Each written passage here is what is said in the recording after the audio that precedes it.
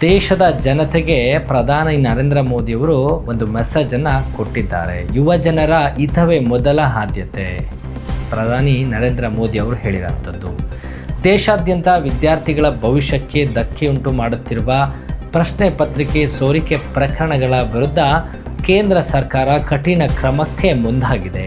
ಪ್ರಧಾನಿ ನರೇಂದ್ರ ಮೋದಿ ಮಹತ್ವದ ಘೋಷಣೆಯನ್ನ ಮಾಡಿದ್ದಾರೆ. ಪ್ರಶ್ನೆ ಪತ್ರಿಕೆ ಸೋರಿಕೆ ಪ್ರಕರಣಗಳಲ್ಲಿ ಭಾಗಿಯಾಗಿರುವವರ ವಿರುದ್ಧ ತ್ವರಿತ ಹಾಗೂ ಕಠಿಣ ಶಿಕ್ಷೆ ವಿಧಿಸಲು ದೇಶಾದ್ಯಂತ ಫಾಸ್ಟ್ ಟ್ರ್ಯಾಕ್ ನ್ಯಾಯಾಲಯಗಳನ್ನು ಸ್ಥಾಪಿಸುವ ನಿರ್ಧಾರ ಕೈಗೊಳ್ಳಲಾಗಿದೆ ಎಂದು ಪ್ರಧಾನಿ ನರೇಂದ್ರ ಮೋದಿ ತಿಳಿಸಿದ್ದಾರೆ. ತಮ್ಮ ಸಾಮಾಜಿಕ ಜಾಲತಾಣದ ಮೂಲಕ ಈ ಕುರಿತು ಮಾಹಿತಿ ಹಂಚಿಕೊಂಡಿರುವ ಅವರು, ಯುವ ಜನರ ಕಲ್ಯಾಣ ಮತ್ತು ಭವಿಷ್ಯಕ್ಕಿಂತ ಮುಖ್ಯವಾದುದು ಮತ್ತೊಂದಿಲ್ಲ.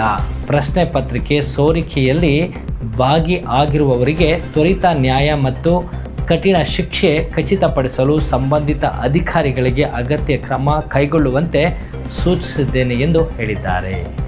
ವಿದ್ಯಾರ್ಥಿಗಳ ಹಿತಾಸಕ್ತಿಯನ್ನು ಕಾಪಾಡುವ ನಿಟ್ಟಿನಲ್ಲಿ ಸರ್ಕಾರ ಹಲವು ಕ್ರಮಗಳನ್ನು ಕೈಗೊಂಡಿದ್ದು, ಯುವ ಜನರ ಭವಿಷ್ಯಕ್ಕೆ ಧಕ್ಕೆ ತರುವುದನ್ನು ಯಾವುದೇ ಕಾರಣಕ್ಕೂ ಬಿಡೋದಿಲ್ಲ ಎಂದು ಪ್ರಧಾನಿ ನರೇಂದ್ರ ಮೋದಿ ಎಚ್ಚರಿಕೆಯನ್ನು ನೀಡಿದ್ದಾರೆ.